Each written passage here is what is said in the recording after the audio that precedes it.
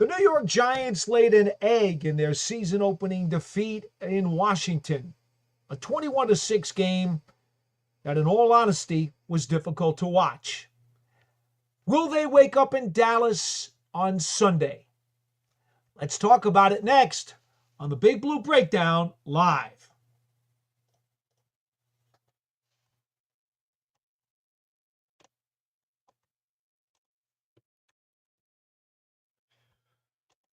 Hi again, everybody. I'm Paul Dottino. Welcome to the Big Blue Breakdown Live. As you know, we are here every Wednesday night at 8 p.m. Eastern Time to do a live conversation about New York Giants football. We'll do at least an hour tonight.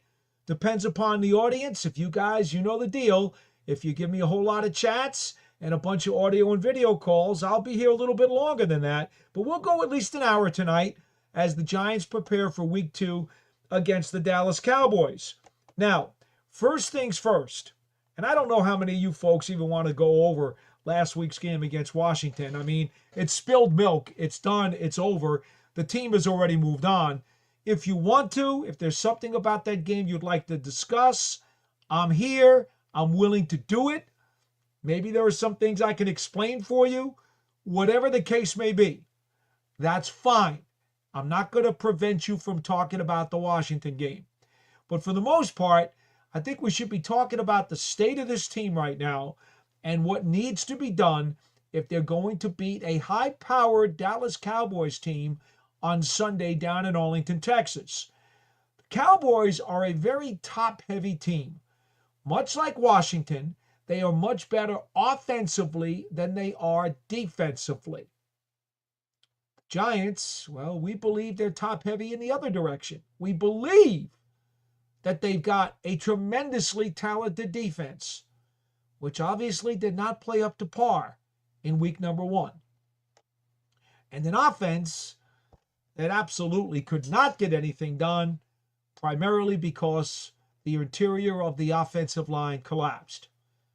You know, what it comes down to, folks, is that, especially with a shorter quarterback like Russell Wilson, if the interior of the offensive line does not hold the fort, that becomes the first domino to collapse, and the rest of the dominoes fall right behind it.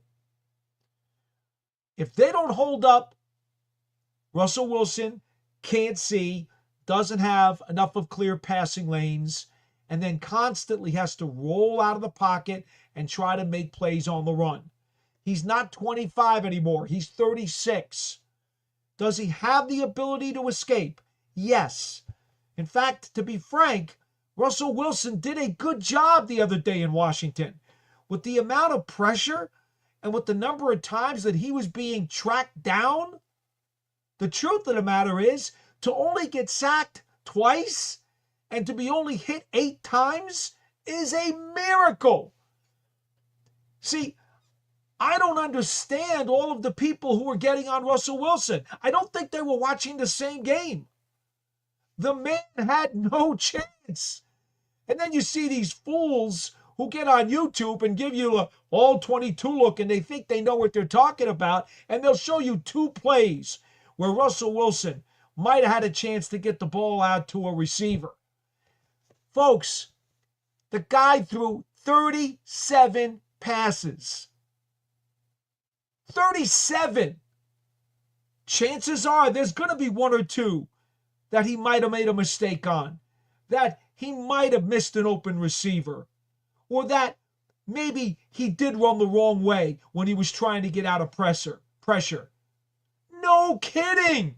I just love these people who take 1 or 2 plays and then make a broad brush comment about a player's performance. It is truly one of the most laughable things that I've ever seen on the internet when people do that. So I'm giving Russell Wilson credit for not being sacked more often, for not fumbling. The only interception that he threw was taken back on a penalty, so he didn't turn the ball over. And oh, by the way, the Giants played a really, really bad all-around game on Sunday. And because Russell Wilson was so careful with the ball and was so smart with his scrambling, picking the right holes to go to, picking the right moves to make so that he wouldn't put the team in further jeopardy. The score was 14-6, and the Giants had the ball. Think about that. The game went into the fourth quarter. As bad as they looked, and boy, did they look bad. It was a skunk game. They were down 14-6 at the start of the fourth quarter, and they had the ball. Russell Wilson deserves more credit for actually not having that team go deeper into the hole, where on the scoreboard, they still had an opportunity to pull that game out of the fire. And then the defense ran out of gas. And with 12 minutes to go, the Commanders got the ball back and went 9 plays, 80 yards, cut through the defense like a hot knife through butter, and scored the clinching touchdown to make it 21-6. Did you know on that 9-play touchdown drive, the Commanders had 6 plays of 10 yards or more? Because by that point, the defense was overstressed and gassed and just couldn't hold the fort any longer. Horrible football game. But again, want to talk about that a little bit? I'll be glad to do it. But before we go anywhere else, had to catch my breath for just 1 second. Let's go back to today's injury report, because as the Giants get ready for Sunday's game against the Dallas Cowboys, they need to figure out exactly what they're going to be putting on the field. No practice today for defensive tackle Dexter Lawrence. His wife had a child. Congratulations and all the best of luck and health to Dexter Lawrence and his family. Linebacker Micah McFadden, who had a lower leg and foot injury. The Giants are officially listing it as a foot injury, so apparently the leg was okayed by the trainers. They're calling it a foot injury. He did not practice. Coach Brian Daboll says he is out indefinitely and said that as of today, they have not made a determination as to whether or not to put him on the injury reserve list. Now, why is that important? If you put McFadden on IR, he's out for a minimum of 4 weeks and then can be recalled. They can put him on the retrievable injured reserve list, or the recallable injured reserve list, if you will. They could do that. That's where Joshua Azudu is right now. But they haven't decided. So that gives you a very smoky picture as to exactly what's wrong with Micah McFadden and how long he expects to be out. Now, one of his teammates told me today they're being optimistic and they're hoping that he will make it back before the end of the season. But that's kind of a smoky, sketchy prognostication too. That doesn't tell me a whole lot. But that's all I have for you today on Micah McFadden. Darius Muasau, second-year player out of UCLA, is now the guy pegged to start in McFadden's spot. Although I do expect you will see Abdul Carter also partaking in some of those snaps that McFadden usually would take on the field. Wan'Dale Robinson has a sore ankle. Did not practice today, but seemed in good spirits and did not seem to be concerned about playing in the game. Andrew Thomas. You know about the offseason foot surgery, right? The Liz Frank issue. Well, Brian Daboll said today that Thomas was scheduled to have an off day today by the trainers all along. He is scheduled to practice on Thursday and Friday of this week. And then on Friday afternoon, Daboll said they will meet with the trainers again and try to figure out what Thomas's status would be for the Cowboys game. As you know, NFL teams are required to list a status report for all injured players by the end of Friday's business day. So at the moment, we're not really sure where Andrew Thomas stands. I do think they're hoping very much that he can play against the Cowboys, but if he doesn't make it, I feel pretty confident by the way he's being ramped up that he'll be available to start against the Kansas City Chiefs in Week 3. If not Thomas, obviously James Hudson would get the call once again for the second week in a row. Limited practice for wide receiver Malik Nabers, who does have a sore back, but Brian Daboll did indicate that he would take a bunch of team reps today, just not all of them. So this is what we would call limited load management. And quite honestly, given that Nabers has a sore back, and they've already mentioned this a couple of times in the last couple of weeks, it would not surprise me if he got load management days off during the week, or at least partial days off during the course of the season. This may become a regular thing. And if it does, it does. Plexico Burress had a terrible ankle sprain during the course of the 2011 season. And the 2007 season. I'm sorry. I'm a little tired, folks. It's been a long day. And Burress was on load management. They didn't call it load management in those days. They simply said taking a practice day off. So Burress did not practice very often, if at all, during the entire course of the 2007 season. And of course, would go out there every Sunday and play. Had a spectacular 1,000-yard season and caught the game-winning touchdown pass in the Super Bowl to beat New England in Arizona. So if Malik Nabers turns out to be on the same plan, either limited or full load management during the course of the season, whoop-de-darn-do.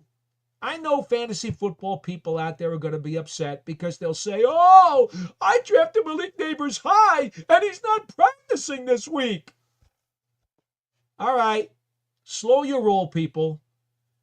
He's going to be there every Sunday. He's going to be in there in those games, and he's going to be given everything he's got, and they're going to give him a ton of targets. They gave him a dozen targets last week, okay? So don't let those injury reports freak you out, okay? I'm just letting you know. He might be on load management the whole season just like Burress was. Then again, maybe he won't be. And then maybe you won't have to freak out and grind your teeth every night as you worry about your fantasy football club. We'll see. Linebacker Demetrius Flanagan-Foles, sore calf, was also limited at practice today. He is one of the Giants' designated special teams aces on the kick coverage units. And so, quite frankly, I don't remember him being involved in a specific play during the game in Washington. But that could be important because Dallas has an outstanding special teams unit. We all know that Turpin is just like a Tasmanian devil in the return game. He's got unbelievable quickness and speed and can break one at any time. So it will be important for the Giants to hunker down on special teams and not give up field position. And by goodness, do not give up a return for a touchdown. This team's going to have a tough enough time trying to put points on the board without having to give away a special teams touchdown. All right. Those are the injuries from Giants camp. Now, I did get a report out of Dallas that Deron Bland, who is one of their two terrific corners, and by the way, in the second game against the Giants last year, remember division games, right? They play 2 games apiece against each other. In the second game against the Giants last year, week 13, Deron Bland covered Malik Nabers as a shadow corner on 2/3 of Nabers' pass routes. they want Bland on Neighbors. That is a very, very big deal. Bland's foot was in a boot this afternoon. If he can't go, that is a very, very big deal. C.J. Goodwin, formerly of the Cincinnati Bengals, and Reddy Stewart, formerly of the Minnesota Vikings, and Trickwise Bridges, formerly of the Los Angeles Chargers, are the other corners on the depth chart in Dallas. Now, Cowboys right now want to work Bland out of the nickel. That's how they wanted to start the season. And I know that Robinson is the Giants' slot corner, okay? But on the basis that Bland covered Neighbors on 2/3 of his routes last year as a shadow corner, one would think that that's what they would do with Bland this week if they had him. So now, what they may want to do is put Trevon Diggs on him. Now, here's the interesting part. I probably should get into all of this stuff during the matchup Big Blue breakdown that's going to come your way on Friday. But I'm going to kind of give this to you now as a little preview. Trevon Diggs lined up on Malik Neighbors to shadow him on 55% of Neighbors' routes in week 4 last year. Diggs had torn cartilage near the end of last season and had knee surgery. Was not expected back until week 4 of this season. But he did make it back and played last weekend against the Philadelphia Eagles. 27 snaps to be exact, out of the 63 defensive snaps that the Cowboys took. So he was in on less than half of the snaps. And they played zone coverage throughout the course of the night. So is Trevon Diggs, as they ramp him back up and he comes back into the lineup almost a month earlier than they expected, ready to play shadow coverage on Malik Neighbors? I would doubt that. So, I think head coach Brian Schottenheimer is going to have some restless nights this week as he tries to figure out what he is going to do with Malik Neighbors. We have an audio call. I'm going to get over to your chats in just a little bit here because, as you know, we always do like to take phone calls and video calls if we can get to them. And so here we go with Big Blue, one of our loyal followers on the program. Big Blue has decided to use his audio program, and we welcome you to the program. Hey, evening, Paul. How are you? Hi. All right, let me dive into a few things just from Sunday. You're correct. We were still in this game midway through the fourth quarter. Let's get rid of that. My two highlights were the partial block punt by Abdul, and my Abdul favorite Carter had play, a good game, Big Blue, by the way. One of the very few people who did. Yeah. And my favorite play of the game, Paul, was Scatterboo picking up the blitz, leveling that linebacker. That was my highlight. I asked Scatterboo today. I just went up to him and I said, "Hey, Cam, did that linebacker get your number for flattening him the other day?" And he just laughed. So yeah. He knew what he did. He knew what he did. All right, so moving on. You know what? During preseason, we saw a lot of screen passes. I didn't see one screen pass on Sunday. I don't have any answers for what you saw Sunday, whether it's the poor level of performance, which really shocked me. I'm not going to pull any punches. I'm shocked at the level of performance and poor level of execution that I saw. That's number one. And number two,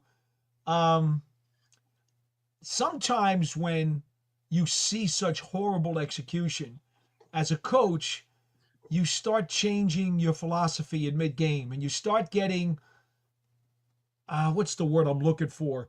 You you start getting pulled in different directions because you're looking for something and you're not sure what you're seeing and you're not sure why you're seeing it. And you just start trying to change things and you start reaching for things because it's just not going right. And so you wind up going in some odd directions, perhaps, with some of the play calls. I Fair enough. mean, all I can say is this: it was incredibly astute of Washington. I mean, just to give you an example, right? When the Giants were down inside the 5 yard line on one of their drives, and they brought Marcus Bowe, the fifth round offensive lineman, in, the rookie, to be the extra tight end, and they actually wanted Wilson to throw him a pass. So Yeah. Bowe comes off the line, runs to the back line of the end zone, and one of the Commander's safeties is blanketing him in coverage. From what I heard, Paul, on that, one of the guys on Washington said they knew it was coming because our left guard kept looking back at our quarterback, and they knew something's up. Which brings me to the offensive line. I got to ask you this. So I looked. We had Pat Flaherty from 04 through 2015. After that, we had 6 offensive line coaches. The guy I really liked was Colombo. He seemed to turn it around, and then something happened with him and Judge, and it ended. I got to ask you, with all these offensive line coaches we had, is it the coaches or we've just not had the right group of players? Probably a little of both, because to be frank with you, a player's development involves a lot of different factors. In some ways, it involves a player's health. For example, Evan Neal has battled a bunch of injuries. Joshua Azudu has battled a bunch of injuries over his career. That has stunted their growth. That's just a fact. Yeah, true. Okay? Then you look at a player's desire. Does the player want to learn? Does he want to grow? A guy like Eric Flowers did not want to learn and not want to grow here. He was resistant to coaching. That's why he flamed out. You look at coaches who may or may not necessarily connect with certain players. That could be a reason as well. And then maybe, just maybe, sometimes the player's just not as good as maybe they thought he was. One last one, Paul. I saw that we signed a center, I think, off the Ravens practice squad. You know anything on this kid? No, I do not. I got home this afternoon, and unfortunately, I kind of lost my train of thought in the horrible tragedy that happened out in Utah. Incredible. And Paul, And I'll end it with this. So my story, 24 years ago tonight, the Giants were in Denver. And I was at a friend's house watching the game. I was upset, and off to work the next morning to my office at One World Trade, 45th floor. oh my Uh, God. and I was one of the lucky ones to get out. But going to work that morning, going, Oh that's going to be it. man. Yeah. But anyway, tragedy today. And as Dexter said, let's not make it two. Paul, thank you. Look forward to listening to the show. You got it, my friend. Thank you for calling. Folks, I don't want to get political with anybody here. That's not my style. I'm not going to do it. So I'm simply going to say prayers, thoughts, all the strength in the world to the family and to the friends of the victim of today's tragedy out in Utah. It certainly sidetracked me after I got home today. So I'm going to check right now the afternoon transaction wire from the NFL, which I have access to, and I will see if, in fact, there has been a Giants edition. So I do apologize for being a tad slow on this particular issue. I'm looking at the official transaction wire from the league right now. Let's see here. Giants have waived Trey Hawkins, and I'm looking here. I do not see an addition today. I'm sorry, Big Blue. I do not see an addition today from the NFL transaction wire, and that is as official as it gets. I'll take a look at yesterday's.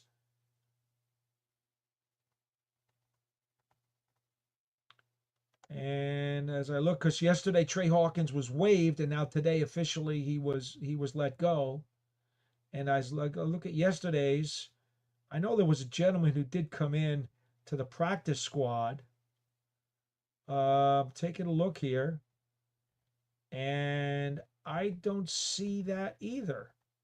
I have access to the official NFL transaction sheet, which I'm looking at right now, and there is no one being added to the Giants' regular roster or practice squad roster. This may be a report that you have seen from someone who has, gotten a rumor, or perhaps has heard something from an agent that says he's expected to come over. That could be the case. But as far as the NFL is concerned, I'm looking now, I'm going back a couple of days ago, and I do not see anything here as of a couple of days ago that indicates there was a center sign from Baltimore. If somebody knows of that, I will be glad to check on it.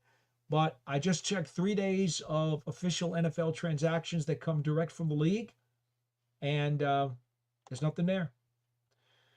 But Big Blue, thank you very much for giving us a call. In any event, as we try to move on with tonight's program, Scott Young says, good evening. Disappointing start, no question.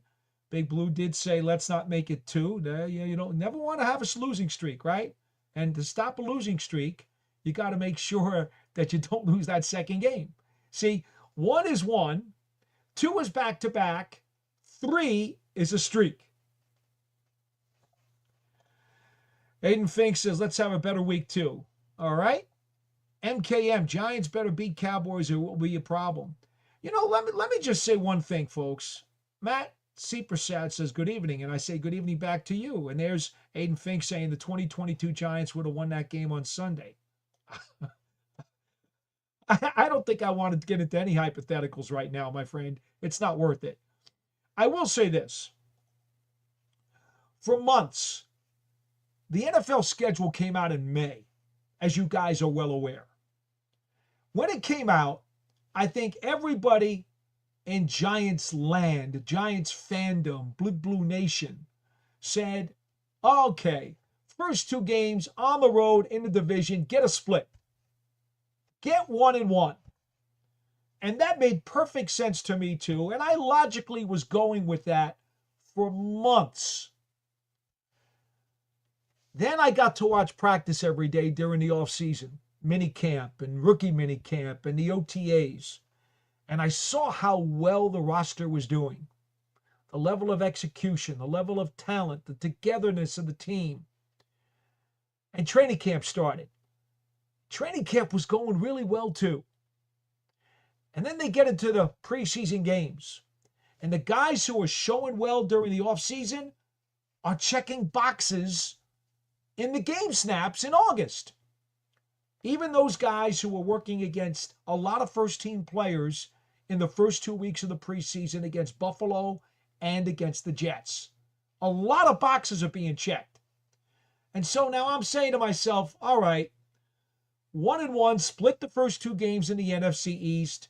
You got to go 3-3 in the NFC East if you want to be competitive. So going 1-1 in the first 2 games, both on the road, is logical, realistic, and actually very desirable. But as August was moving forward, it was obvious. You guys heard me on Big Blue Kickoff Live and on this program. I'm seeing more and more boxes being checked. And I'm saying, you know what? 1-1, I get it. But shoot higher. Why not shoot higher? It looks like the boxes are being checked. It looks like the talent is here. It looks like the execution is here. So you know what? There's nothing wrong with shooting higher. Go for the 2 wins. As again, I'm talking about not the players or the coaches of the team. I'm talking about the fan base. Maybe the fan base should be saying, hey, go get 2. And what happened? They laid an egg in week number 1 and played a really bad game.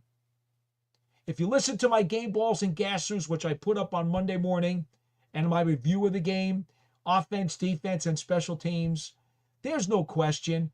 Brian Burns played really well. Russell Wilson did better than a lot of people thought, again, to keep them in the game.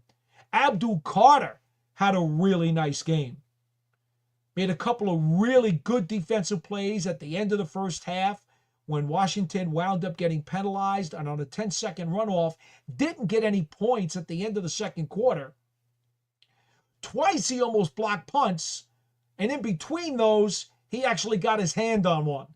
I talked to Abdul today. I said to him, man, first game, okay, you didn't play every snap, but here you were making an impact. You made winning plays. Those are the kinds of plays that in a lot of cases will help you win games.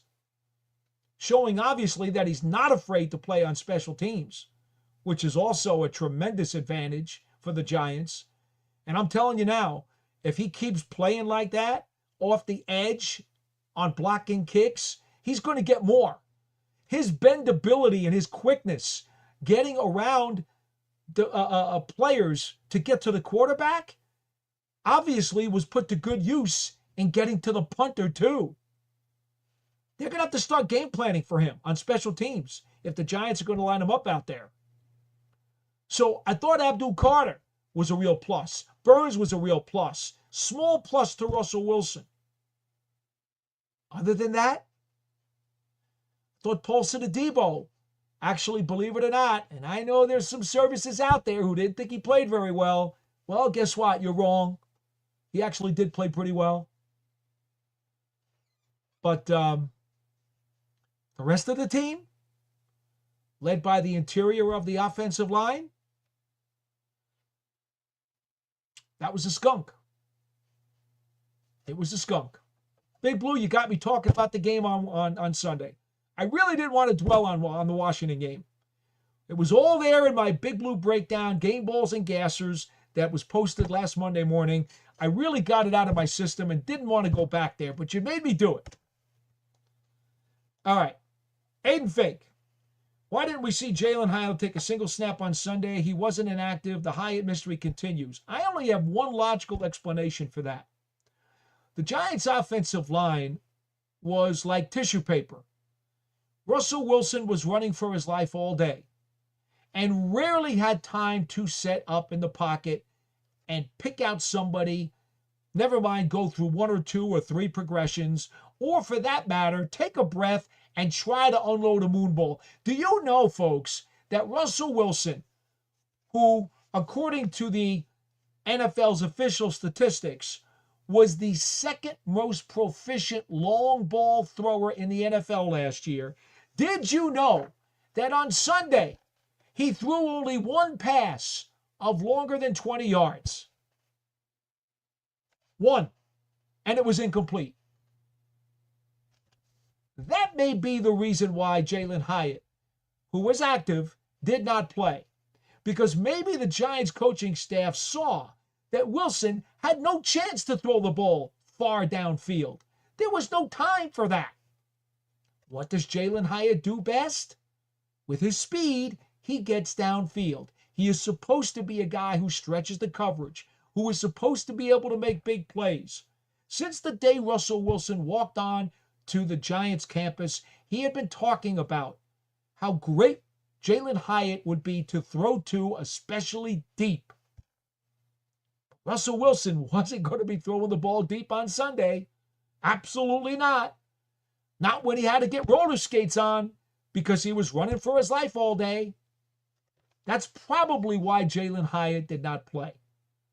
There wouldn't have been any plays they could have called for him anyway.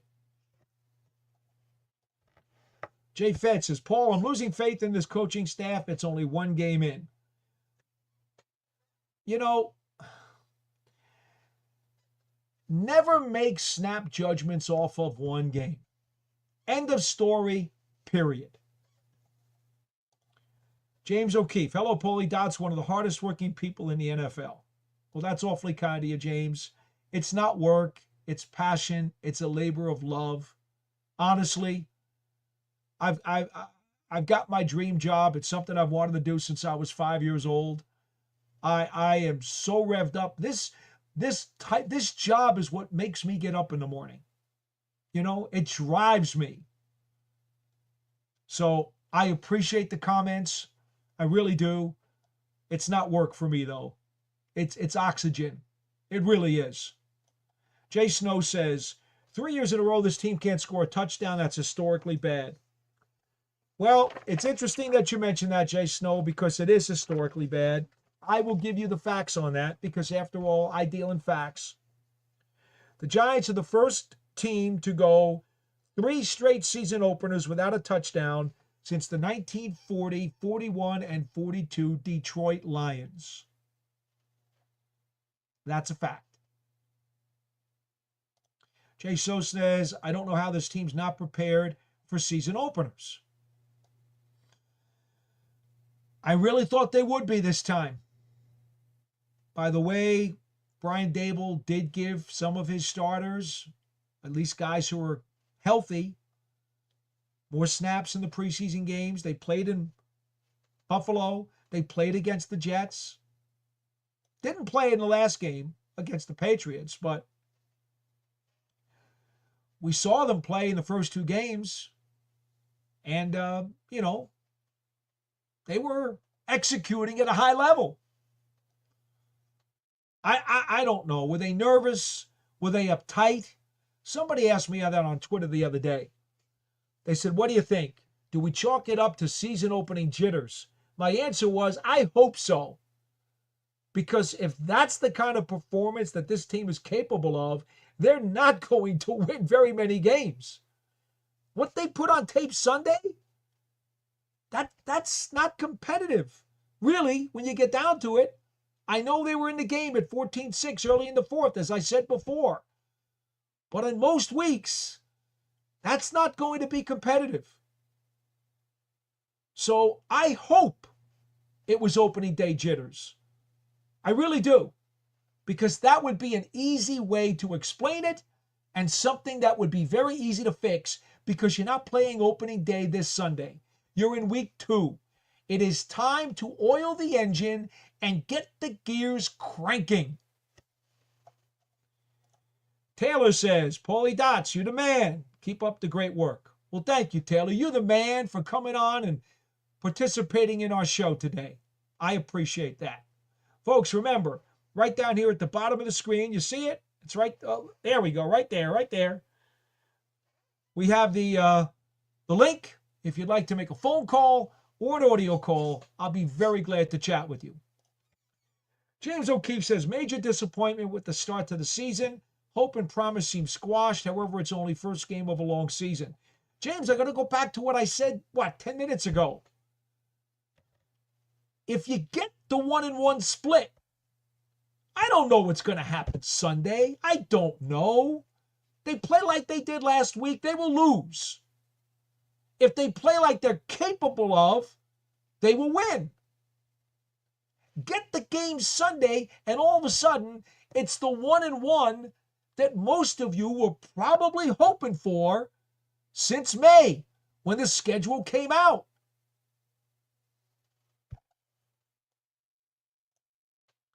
Isaac Moore says, start Dart, the future is now. I could not disagree with that statement more. I don't believe that Jackson Dart is ready. I don't believe you are doing him a service by putting him behind that offensive line as they played on Sunday. In addition to that, the Giants showed absolutely no semblance of a running game, which, by the way, one of the 2 things we told you that Russell Wilson needs. Russell Wilson needs a clean front of the pocket. The edge guys, James Hudson and Jermaine Illuminor, they kind of held up away. It was the interior, the 3 interior linemen that were constantly allowing pressure right in Russell Wilson's face. And when your quarterback is only about 5'11", that's a problem. We've been telling you this for months, since the night Russell Wilson signed.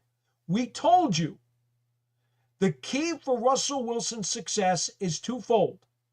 Number one, you've got to be able to protect the front of the pocket so that he has open lanes to see. He's not very tall.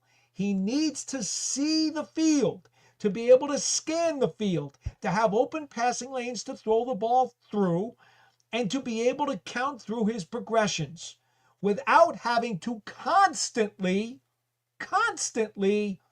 roll out and scramble. Can he still do some of that? Yes.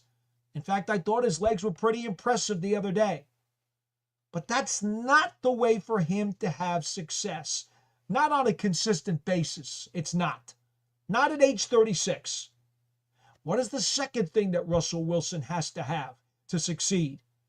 He is no longer an elite quarterback who's going to win a game by dropping back 35 to 40 times. That's not what he is right now. He needs a running game. The running game balances out the attack, keeps the defense honest, okay? Take some teeth out of the pass rush, because those front seven guys, front four, front three, front five, front seven, they got to start thinking about the run. And now they can't be foaming at the mouth, just charging away at the pocket.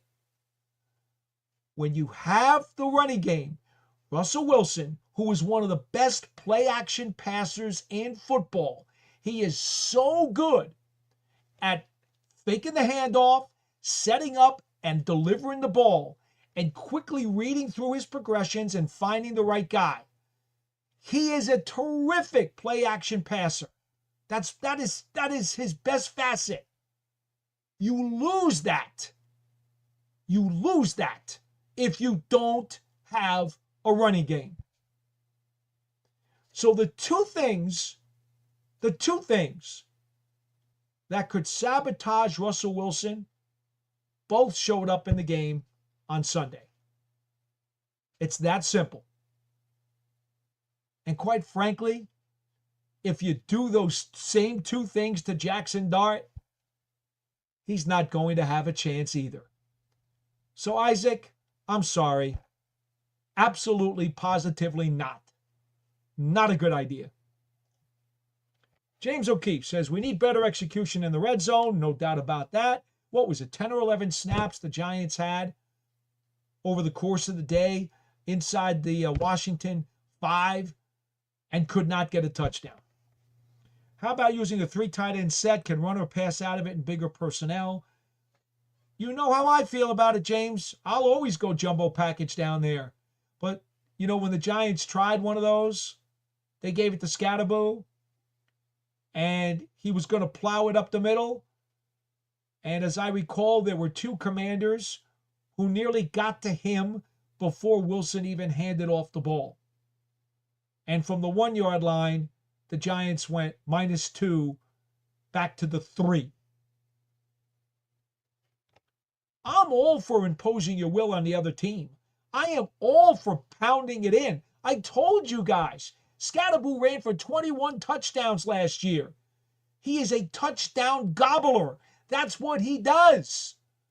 But when defenders get to him before the handoff does, or for that matter, simultaneously, I'm being a little facetious, the man's not going to have a chance. And he didn't.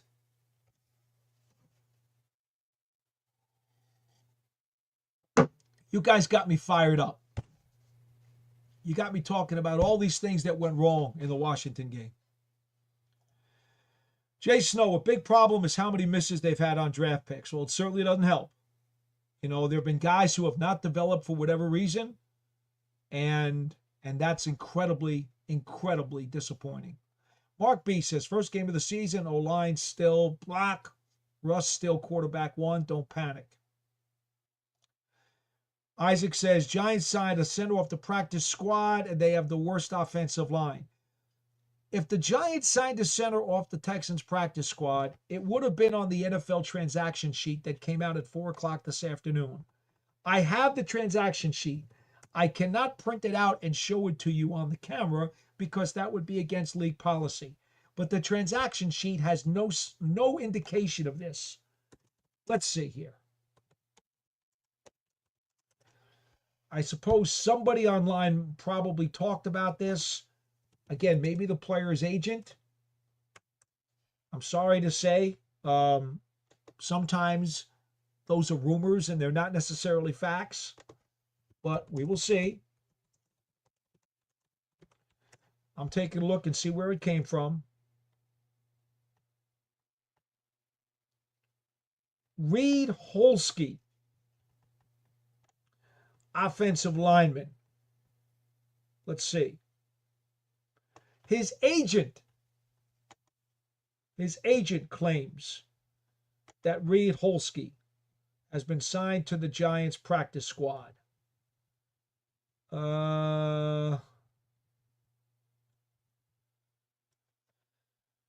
Okay. I remember seeing Reed Holsky in the locker room today, now that you mention it. We were thrown off here. Let's see. Okay. Big Blue.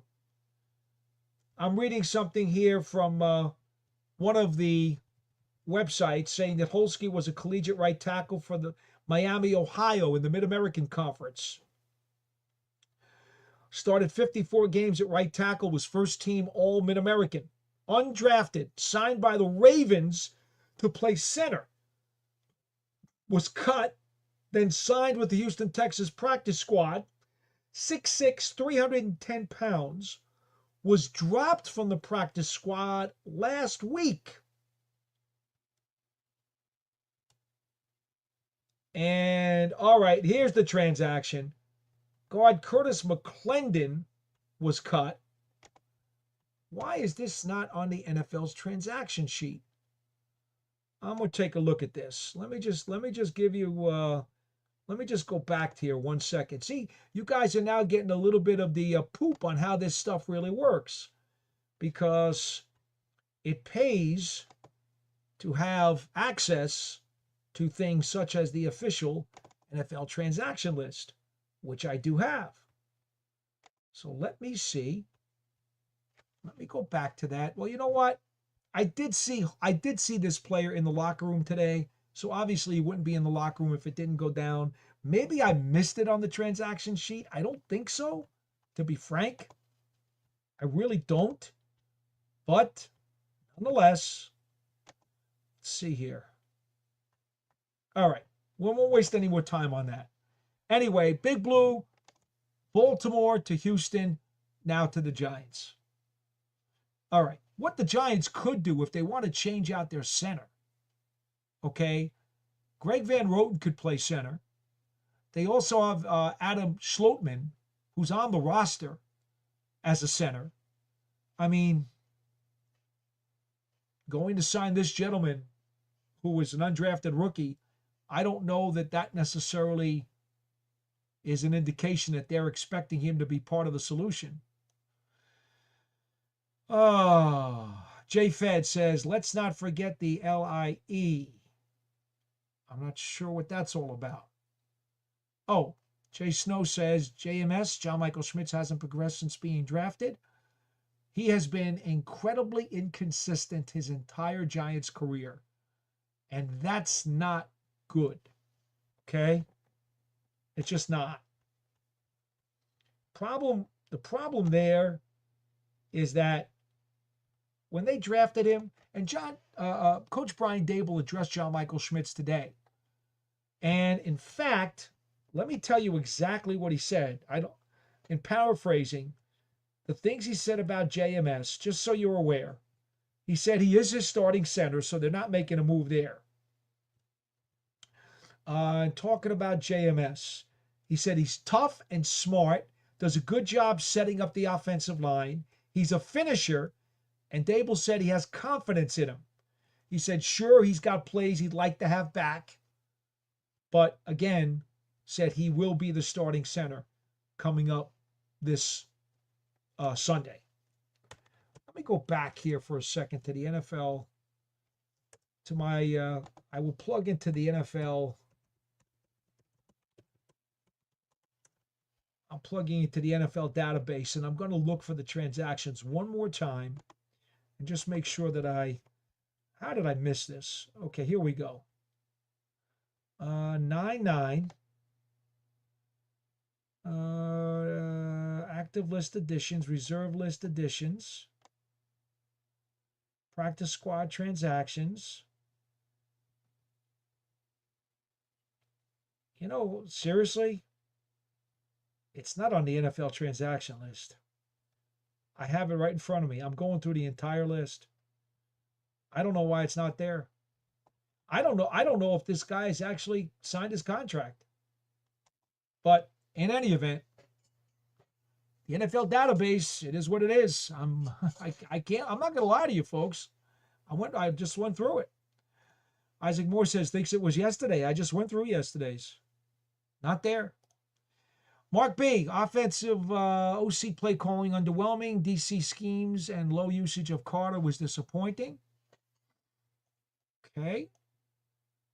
Isaac Moore says, Reed Halsky. Yeah, Reed Halsky. I saw him today in the locker room. He's not on the NFL transaction list. Isaac says, went to Miami. Mark B, early wake-up call for coaches and players. Let's turn it around with Dallas. Get the vibe back. Winning will do that. Matt Seepersad says, you know, those 2 drops from Theo Johnson were huge because both would have been third down conversions late in the game. Okay. I'm going to dispute you a little bit on that one, Matt. Okay. As you know, I review the game film the next day on Monday morning. I look at the high 50 and the all 22, and I do keep all of my own stats and my own charts based on what I have seen, educated guesses, and I also double check. Johnson had 2 drops in the game. One was on third down, and neither of his drops was the ball beyond the first down marker. And it is my opinion that he would not have gotten a first down on either one of those plays. So I think, yes, he had 2 drops, but I think you're overshooting with the rest of your conversation there.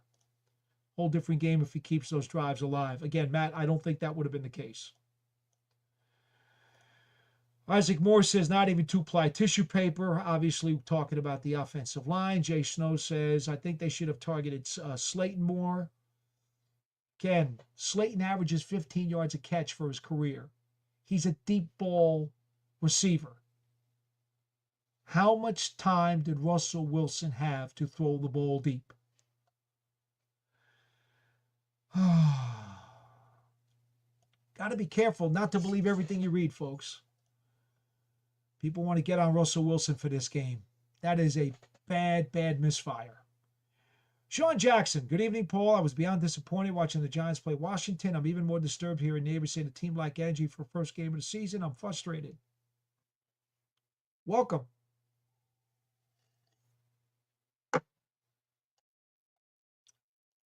Matt Seepersad on to Dallas. Didn't catch that part.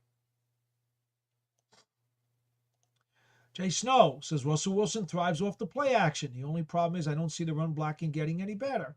Well, Jay Snow, it shows that you've been watching the program and you've learned something. I'm very glad for that. Thank you. Thank you for listening to important information that will help you make a better decision. I appreciate that. And you're correct. If you can't run the ball, play action is worthless. Sean Jackson says, Paul, I want to see the coach of the year version of Dave's the ASAP this season in 2022. I watched the Giants out-coach and out-grit teams.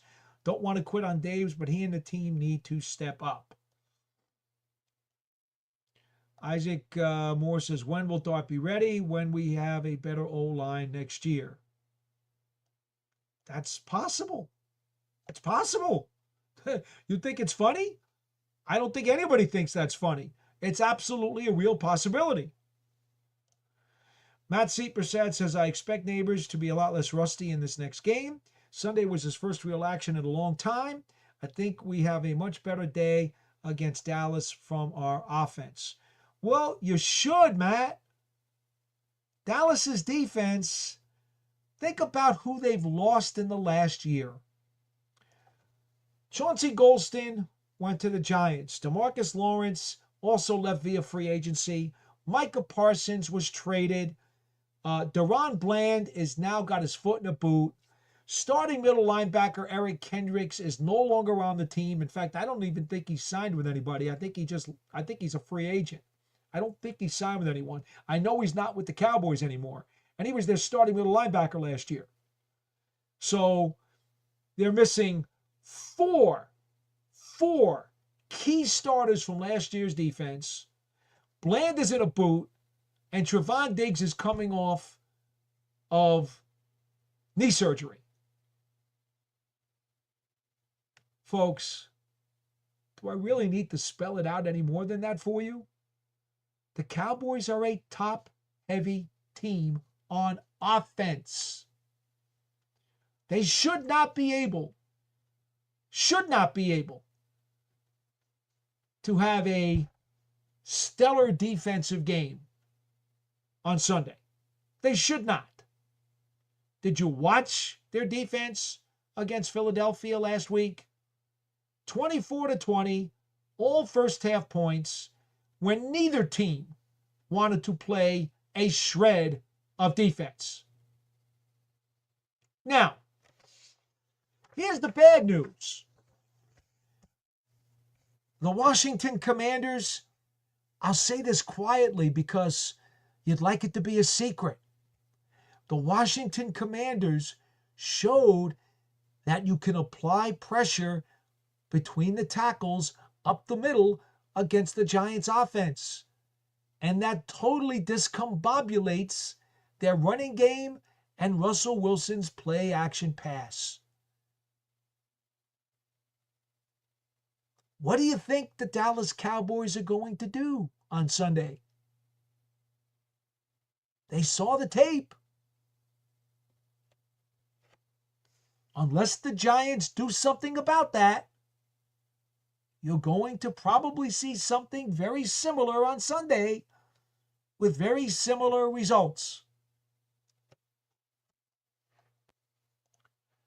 Sean Jackson, better guard play is crucial for shorter quarterbacks. Absolutely. Drew Brees was able to be efficient for years because the Saints had very good guard play. Give Russ help and a chance to redeem himself these first 4 games. Sean, it was a plan that the Saints had all along. When they got Drew Brees, they insisted that they get the biggest, strongest interior linemen that they could possibly find and make those guys the foundation of what they wanted to do on offense, knowing that that was the best way to give Drew Brees a chance to become the magical quarterback that he was. And it worked for a very, very, very long time. Sean Jackson, another man who has listened to the knowledge that we spread on this program. Thank you, Sean. Was it Hometown, Texas, I think? I think that's what this is short for. The game wasn't as bad as it seemed. A lot of errors that are fixable, technique, mental communication, or just lack of concentration and awareness, hustles, so nothing to worry. It's all fixable. Well, I'm just going to leave your comments right there because what I saw Sunday was a lot of stuff that I had not seen over the last several months. And that's why I was so flummoxed and so shocked and so surprised. And I'm not really 100% sure what it was. Matt Seepersad, Shane Bowen isn't the right man for this defense. Personal opinion. I don't think he is aggressive enough with the front we have. It may change as the season goes on and he starts to trust coverage. Well, Shane said that he learned a lot about his players, and they learned a lot about him after last year, his first season with the team. Now, I'd like to think that, again, week one is what it was, week one. Need I remind you that we have been talking about this for years, even before the preseason got reduced to 3 games, that when coaches started pulling guys out and started not using guys, and when the CBA, well over a decade ago, stopped training camp from being as harsh as it is, we told you then, I was adamant about it then. You're going to have teams scuffle through the first 2, 3, 4 weeks of the regular season as if it's extended preseason. Bill Polian, I will quote him for the 5 billionth time. Hall of Fame executive Bill Polian has said, you don't know what your team is today until the 4th game of the regular season. It's just the way it works out in many instances. Heck, I remember 2007 when Spags' defense was atrocious the first 2 weeks. They gave up over 400 yards apiece in each of those first 2 games. And then it all turned around in week 3. By the way, the Giants gave up over 400 yards this past Sunday. So, maybe follow the blueprint of 2007. How would you like that? Hometown, Texas. Dart had more reps with the ones today, getting him prepared just in case they pull the plug on Ross. Were you there at practice today, hometown? Because the Giants closed practice after the initial calisthenics, and no one's allowed to see it. And quite frankly, Coach Brian Dable said the plan as they're ramping up Dart is to give him 1 or 2 snaps with the first team. And in fact, said that Dart got 1 snap with the first team last week. So unless you are Brian Dable with a burner account, and I don't think that you are, I'm sorry, but I cannot acknowledge your statement. Isaac Moore says, honestly, I expect the Giants to play better this week, but still feel they will lose again. Then KC, the wheels are churning. Iman Perry says, Dable and Shane got to go. Hometown, Texas again. Well, all right, let's see. O-line had bad reps, also good reps. Russ didn't step up in the pocket, held the ball too long, made wrong. Okay, thank you. Jay Fed, I'm debating on taking Dallas as my survivor pick this week. That way, I'm happy either way. If Dallas wins, I move on to week 3, or Giants win. Apologies for the typo earlier. I deleted message. Okay. Oh. All right. Well, that's all we got right now for the chats. All right. So, let's quickly go over a couple of items for you. Pat Basson says, what's up, Paul? Nice to see you streaming tonight. Well, we're here every Wednesday night, 8 o'clock Eastern time. We do 1 hour live. Sometimes we'll go an hour and a half. During the season, I'm going to limit it to 90 minutes during the season. We'll go 60 or we'll go 90, depending upon how we're doing. We have nearly 1,200 live views right now who are tuning into the program. And we appreciate each and every one of you for joining us on the Big Blue Breakdown Live. This is my personal nighttime version of the show that the team produces during the day, the Big Blue Kickoff. I don't have a partner on this nighttime version. This is my own personal version that we do as part of the New York Giants on SI Media Network. And we're so glad you could join us. By all means, be a regular. Again, I'll take the chats, I'll take audio calls, and I'll also take video calls. Matt Seepersad comes back, says, I hope we see some more off-tackle runs instead of guard like last Sunday.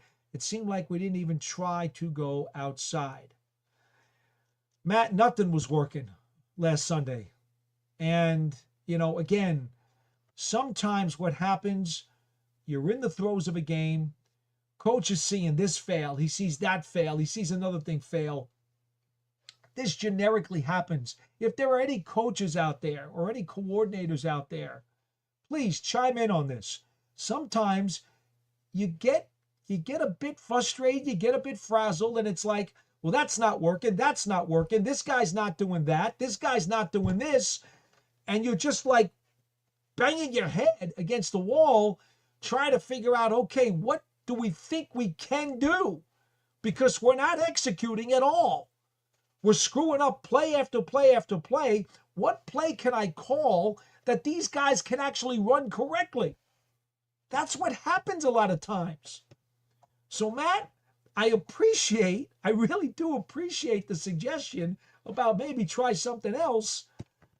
But on the sideline or up in the press box, whatever the case may be, and now, Mike Kafka's been downstairs most recently with the Giants calling the offensive plays, you can understand why a coach would be flummoxed in that situation. When a coach sees during the course of a game that players are not executing the plays that are being called, I don't want to say they lose confidence, but they are gun shy and they lose the aggressiveness to necessarily call other plays that are going to rely on similar execution. And that's what happens. That's what happens. You guys, one of the terms that I wish I could copyright, right? Pat Riley, the former coach of the Lakers and the Knicks and the Heat, copyrighted the term three-peat. I have so many terms in my kind of nomenclature that I wish I could copyright. I say all the time, you want your offensive line to be functional. That's the key word. Functional.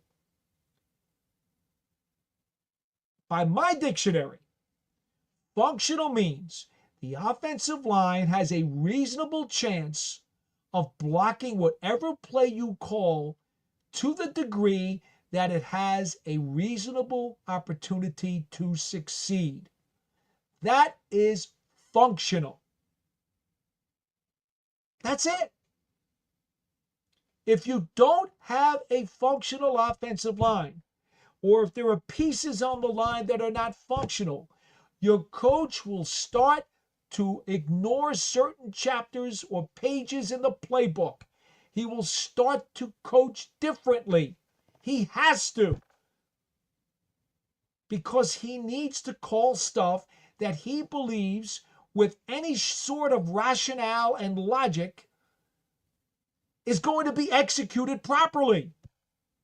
And if you're not executing plays properly, he's not going to believe that you're going to be able to do it the next time he calls the play. Arnold Stevenson, Freedom, in parentheses, says, good evening, Paul. Let's get positive again and talk about Cam Scatterboo. Love it. Scatterboo is one heck of a character. I enjoy talking to him. He's a fun guy. He tends to be very focused. He loves the game. And he's one of those guys that John Madden would absolutely love and put on the all Madden team. And for him, on that goal line play, he's not going to get discouraged by having guys in his face and throw him for a 2-yard loss. That's not going to discourage him. Not one bit. That's the beauty of it. Because you can't have guys discouraged. That's one of the things today that Russell Wilson talked about. Russell Wilson spent a lot of time today in his presser talking about how you have to flush last week's game, win or lose. If you lose, you have to get right back up, work extremely hard, forget about the loss, and do everything you can every day during the week.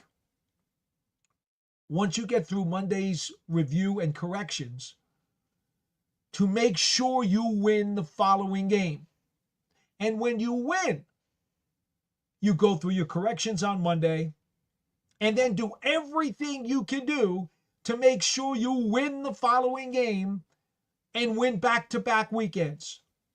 So either way, Russell Wilson is all about effort, detail, hard work, energy, and positivity.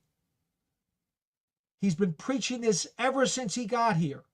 It was obvious that it had a dramatic impact on the coaching staff and the players throughout the offseason and throughout training camp and the preseason. What happened last Sunday in Washington? I am flummoxed. But here's what I do know. Russell Wilson hasn't taken a step back. He's going with the same approach that he went with that provided so much optimism and electricity and hope and enthusiasm throughout the entire campus. He's doing it again. He's doing it again. Because he believes that's the best way.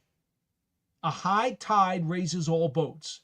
He is trying to lift everybody up to make sure that they are playing at their max this week and they get their split of the NFC East in the first 2 weeks of the season.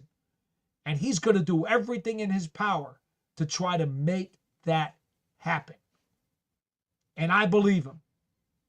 Now, he does need help. He needs protection in the front of the pocket.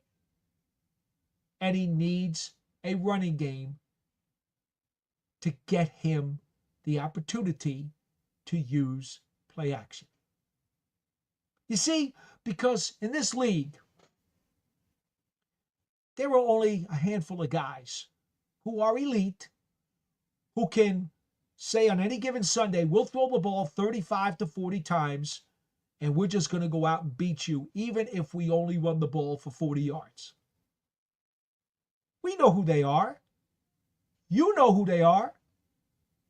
Joe Burrow, Patrick Mahomes, Josh Allen,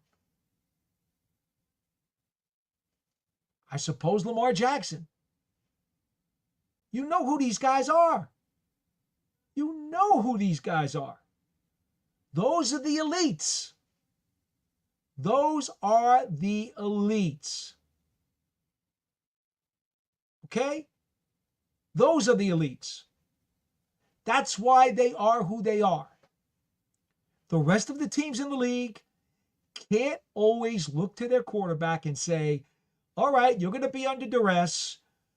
We're not going to do a lot of things well today, but we're going to put the entire world on your shoulders, and you're going to have to pull out this game for us. That's what Josh Allen did for the Bills the other night against the Ravens. That's what he did. He's one of those elite guys. But guess what? There are more than 25 quarterbacks or 25 teams in the NFL that don't have an elite quarterback. So those teams need to do some other things. That's just the nature of the game. Because what are you going to do? Call up the NFL and say, okay, the teams that have the elite quarterbacks, those 5 teams, they can play. The other 27 teams, don't even bother. Don't even play. Don't show up. Just fold. We'll make it a 5-team league because there are only 5 elite quarterbacks in the NFL. It's a 5-team league. And just those 5 teams will play round-robin games every single weekend. Is that what we should do? No. No, nobody wants that. Everybody wants a league. Everybody wants to have teams in all these cities and love pro football because it's the greatest game in the universe. That's what it is. So The bottom line is those teams that don't have an elite quarterback, they've got to make sure that they set up the conditions that are necessary to give their guy a chance. And when the Giants signed Russell Wilson, I told you that night, we had Max Starks on, the radio analyst and former longtime NFL lineman, radio analyst for the Pittsburgh Steelers. He came on the show and we discussed it, and we determined it right then and there. The two things that Russell Wilson will have to keep the Giants competitive: good blocking from the interior of the offensive line and a running game. This is not a secret, folks. And they got neither one last weekend. Drina Ross, watching from the sweetest sides of Detroit, Michigan in the USA. Well, hello, Drina, and thank you so much for participating in the program. Pete F. says, I don't believe JMS has developed as hoped. Oh, he has been ultra inconsistent, Pete. That is true. And he got bigger and thicker this year, too. He's about 20 pounds heavier than he was when he came into the league as a draft pick 3 seasons ago. He says, I think that is a problem. Back in the late 70s, the low line was mediocre. They traded for Jim Clack from the Pittsburgh Steelers, and the O-line improved. Pete, not only do I remember Jim Clack, but you will recall Jim Clack wore number 56 for the New York Football Giants. And then some guy named Lawrence Taylor was drafted in 1981, and he took over 56, and Jim Clack traded in his 56 for number 58. And if it wasn't for Jim Clack and Rob Carpenter and Lawrence Taylor, but those additions were really critical in the Giants ending their playoff drought from 1964 through 1980. They went all those years without being a postseason team. And then in 1981, trade with Houston for Rob Carpenter, the undersized fullback, the tweener, if you will, the drafting of Lawrence Taylor that spring, and of course Jim Clack, who was going to retire. Believe it or not, he was going to retire. And the Giants talked him into playing another season in 81.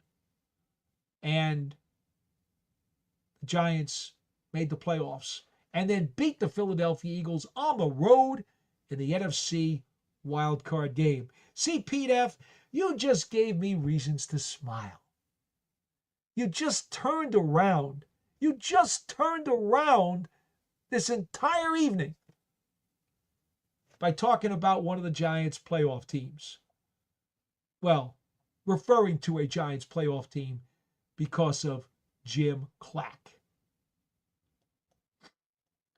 Pete F. says, is that the reason they signed the center from Houston's practice squad? And yes, I am that old. Yeah, but Pete, you're not so old that you can't operate the computer to enjoy the program. And thank you so much for being with us. I appreciate that very much. No, I don't know, in all honesty. I mean, look, it doesn't hurt to stock up on offensive linemen on the practice squad, especially when you're the Giants and you've had so much trouble with the position. Now, do I believe that he is part of the potential improvement that they may look for at center? I find that hard to believe. To be quite frank with you, I think he's here to be on the practice squad. Maybe he's a project. Maybe they're taking a flyer. That at some point this project could potentially be something down the road. But first off, if you didn't catch it earlier in the program, and he says very true, if you didn't catch it earlier in the program, Brian Dable told the media today, John Michael Schmitz is his starting center this week, and was singing his praises. Although he did say there were plays he wishes he had back. You know, um, Van Roten is a backup center, and Austin Schlottman, former Minnesota Viking. Those are the two backup centers right now on this team. Um, to be frank with you, I don't see how expecting an undrafted rookie free agent who's already now on his third organization, I don't think that it's very prudent, if you will, to expect that he could be part of a potential change at center. I just don't see that. Um, going down here, Brian Hudson is on the practice squad. And that's it. Giants did officially add Holski to the practice squad. He is on the roster as a practice squad player. I don't know why the NFL transaction report didn't have it. But I'm looking at the Giants roster right now. And yes, Holski has been added. So he is here. Maybe he signed his deal later on this afternoon after 4 o'clock. And he'll be on tomorrow's transaction report. That's entirely possible. But Holski is here, and Brian Hudson is the other backup center on the practice squad. You can collect as many centers as you want. You know, unless they know for 100% that it's an upgrade, it doesn't pay to do anything with them. Pat's Basin says, or Pat's Bassin. I'm not Pat. I'm not sure exactly how we want to pronounce your tag here, but you said, funny thing, Paul. I became a Giants fan because I was so sick of Brady and the Pats. Can't lie, I came as a bandwagoner after the 2012 Super Bowl. Oh my goodness, your timing was not great. You have seen 2 playoff teams since then. Yes, and he adds, and look what a treat I've been in for the past 10 years. Oh, almighty. Hey, it could be worse, right? You could have gone to the Jets. I mean, they've got the longest streak in the NFL without a playoff appearance, and it's over a dozen years. I'm just saying. It's a fact. I'm not making a commentary here. It's just a fact. All right. A couple things I did want to mention to you. I did talk to Chauncey Golston today, the former Dallas Cowboys defensive end. He spent 4 years with Dallas, had a career year last year as a young veteran who finally seems as though he is entering his prime and ready for a breakout season.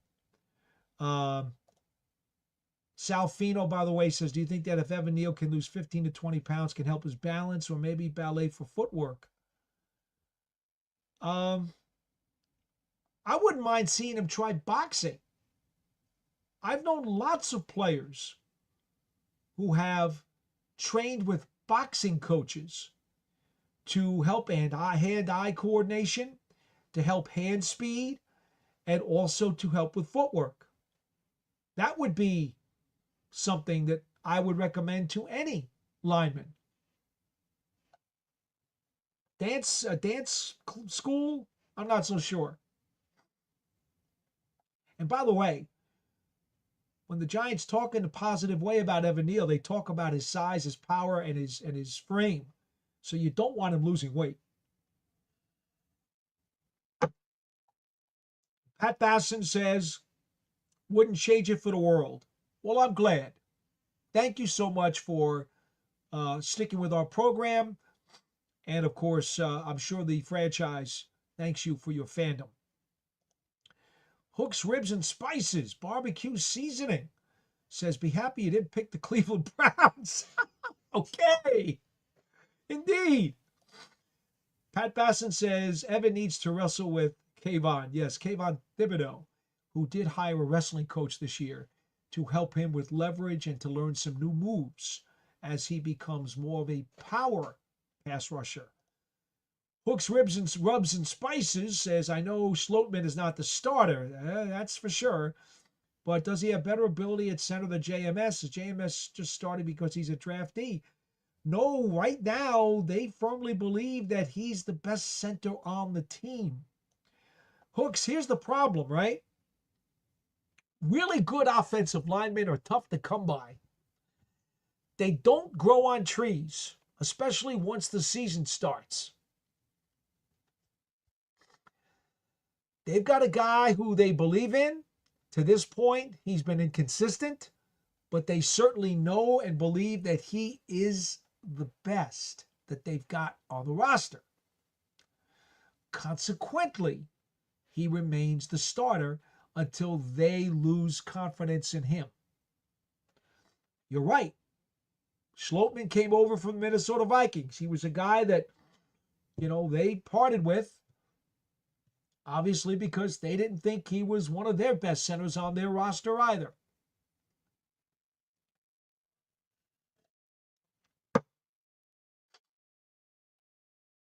All right. A hometown Texas comes back and says Carter must be used like Parsons, wreck every play. I think you'll see Parsons get more snaps this week. I'm pretty sure of that. Hook says, that's very true. I'm a TCU guy, so I want to see my TCU guys succeed on my team. Ha ha. It's all good, my man. He also adds, thanks for your analysis on this show on BBKL. Been listening and watching since 2021. Well, that's awesome. And Hooks, by the way, I'm so glad you found our program. The nighttime version, the primetime version, if you will. You guys remember Jeopardy and Wheel of Fortune and all these game shows that all of a sudden when they caught on, like Price is Right, they were such a smash that they had to have a primetime version, right? Doesn't Michael Strahan do a primetime version of the pyramid? Well, that's what this kind of is, right? It's a primetime version of Big Blue. So I'm so glad that you found us. Thank you so much. Pat Basson, agreed Hooks Paul's a living legend, in my eyes at least. Oh my goodness. Appreciate you guys. Thank you so much. Well, we got 3 minutes left on the program. Hook says PTB, Primetime Paul. I love it. You guys got a little humor in there too, and I appreciate that. We got to laugh some, right? We got to laugh some. Salfino says, I wonder how much work in the weight room JMS puts in. Again, he's gained 20 pounds since he got here as a rookie. It doesn't look like he's a weightlifting room rat. I don't see any muscle. Sal, they don't release, it's kind of proprietary information. They don't release the weight room numbers. Unless a player wants to tell us on his own because he's proud of what his weightlifting prowess is, we don't get numbers on how certain guys are lifting certain poundages or how much they've gained in terms of their weight pressing ability or weightlifting ability. That's not something that's readily available. But I'm told John Michael Schmitz has gotten stronger. I know he's gained 20 plus pounds since he was drafted. I could see it. He's thicker. He's wider. I don't know what his power quotient is. We know that Elijah Chapman is the strongest player pound for pound on the team. That we know. Dre Patterson, the defensive line coach, has told us that. We know that years ago, Chris Snee was the strongest pound for pound player on the Giants roster. We know that as well. I don't know what the power quotient is right now for JMS, but whatever it is, the bigger that quotient, the better he can make it, the better off he's going to be. That's a fact too. Because you guys know it. That was the biggest thing over the first 2 years of his career that he needed to improve on. All right. We're at just about 1,300 live views right now, and I really wanted to cut off at 9:30. So, folks, I'll stay on for another minute or two. Hopefully, we'll get somebody to hop on. We'll break the 1,300 mark, and we will be able to call it a night because, indeed, it is 9:30. I'll extend it. Oh, there we go. And we just popped the 1,300 live views mark this evening. I feel really bad that now I'm going to say goodnight for these extra people who just sent us over the threshold. So let me just answer this other question from Pat Bassin, who says, any different coverages you're looking to see Shane throw in the mix on Sunday? I think we need to blitz more. Well, let me give you a couple of numbers here, Pat, just so you understand exactly how difficult things got for this defense the other night. The Giants against Washington, okay? Yes, they had 3 sacks, but they only got pressure on 22% of the drop back passes in the game. That was the 3rd lowest pressure percentage of any team in the NFL. Okay? That didn't work out so well. Now, they played a lot of zone because against a running quarterback like Jaden Daniels, you want to play more zone. Because if you do a lot of man and you're sticking to receivers, guess what? That invites Jaden Daniels to tuck the ball down and take off. So you do want to play more zone against a very high-level running quarterback. I understand why they did it. Okay? I do. So, Dak Prescott. He's hurt the Giants with his legs over time. In fact, Dak Prescott's career record against the New York Giants, and I really didn't want to ruin anybody's night by telling you this. Dak Prescott's career record against the New York Giants is 13-2. Yeah. He has had so much success against this organization, and in particular, he always seems to scramble at exactly the right moment, in exactly the right space, to get that key first down that you don't want him to get. So, what do you do? He is not the runner that Jaden Daniels is. So, what do you do? Do you play a little bit more man? Do you? I'll say one thing, you got to play more physical. That's for sure.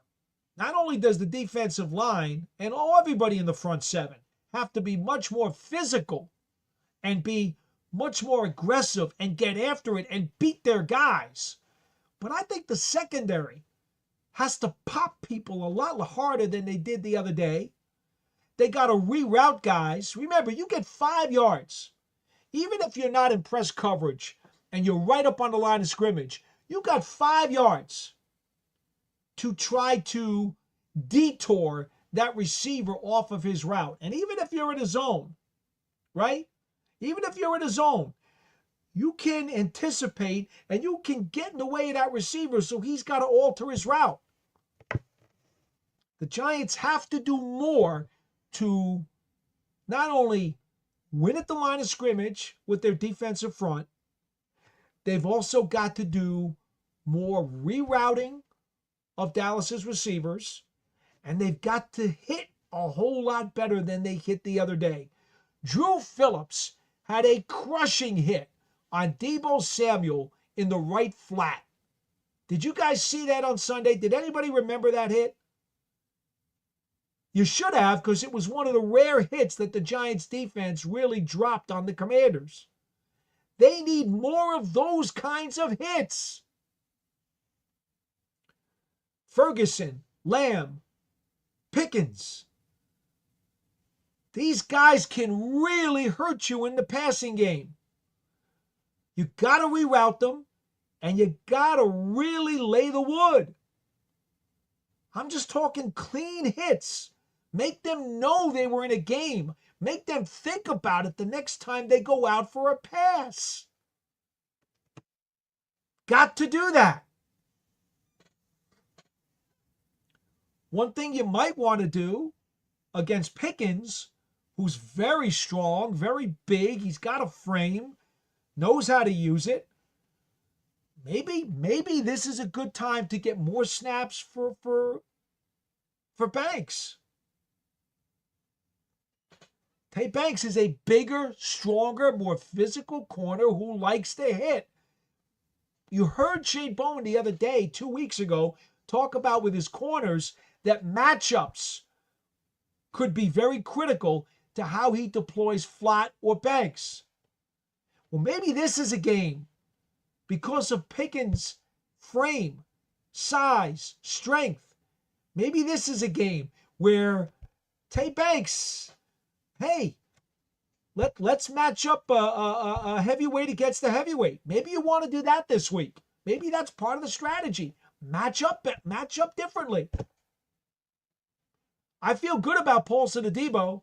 I'll tell you that right now. I feel real good about him on CeeDee Lamb.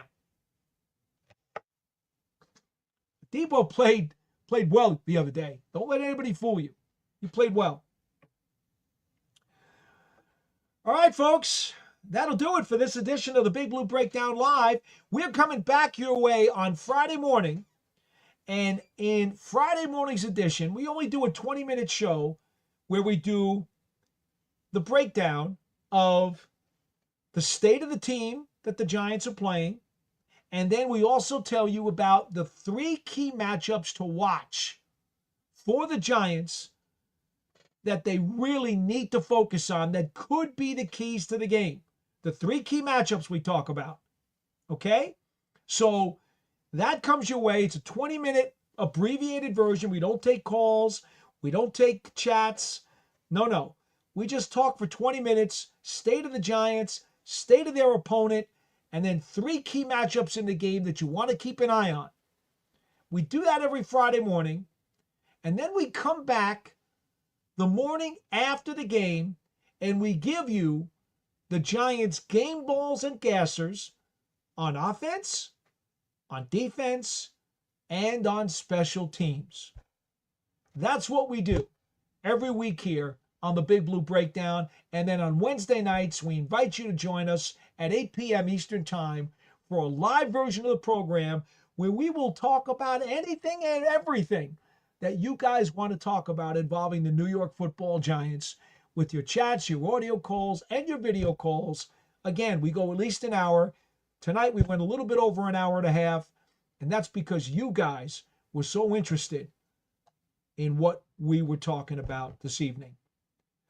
Once again, I appreciate your time. I'm Paul Dottino for the Big Blue Breakdown Live here as part of the New York Giants on SI YouTube channel and media network. I bid you a fine good night, everybody. We'll see you next time. Enjoy.